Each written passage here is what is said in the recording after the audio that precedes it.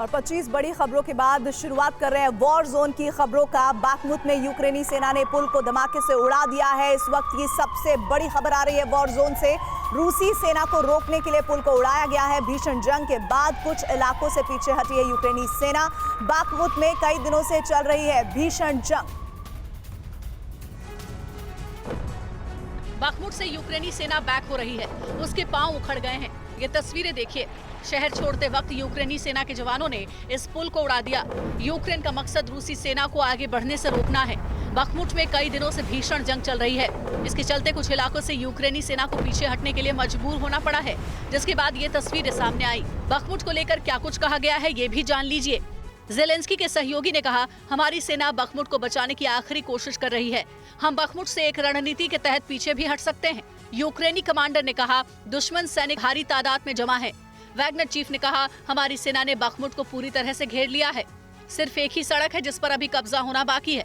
आखिर बाखमुत पर इस कदर भीषण जंग क्यों छिड़ी हुई है, इस सवाल का जवाब भी जान लीजिए। डोनेस्क और लुहांस्क पर पकड़ के लिए बाखमुत काफी अहम है।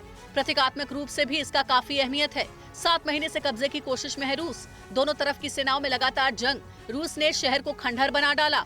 यहीं सबसे ज्यादा रूसी सैनिक लगाए गए हैं। वैगनर ग्रुप भी यहीं लड़ रहा है। इस शहर की पहचान सॉल्ट और जिप्सम इंडस्ट्री से है। वॉर जोन से जुड़ी अगली खबर, रशियन दबाव के आगे टूट रहा है यूक्रेन। बाखमुत के बाद बढ़ने वाला है अब यूक्रेन का संकट। यूक्रेन की करीब 27% जमीन पर अभी भी रूसी कब्जा बरकरार है। पश्चिमी सहयोग हटने के बाद यूक्रेन के लिए अपनी जमीन बचाना अब आसान नहीं होगा।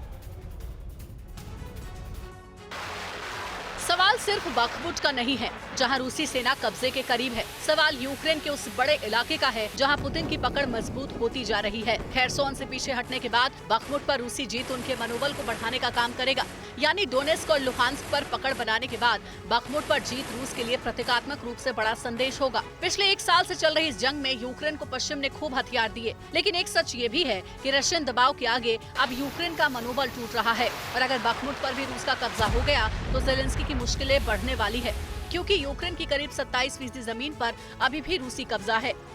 24 फरवरी 2022 तक यूक्रेनी जमीन पर रूसी कब्जा 42,000 स्क्वायर किलोमीटर। 24 फरवरी 2022 को रूसी कब्जे वाला हिस्सा पूरा क्रीमिया और डोनेस्क लुहांस्क के कुछ हिस्से। 24 फरवरी 2022 के बाद नए इलाकों पर कब्जा 1.19 लाख स्क्वायर किलोमीटर।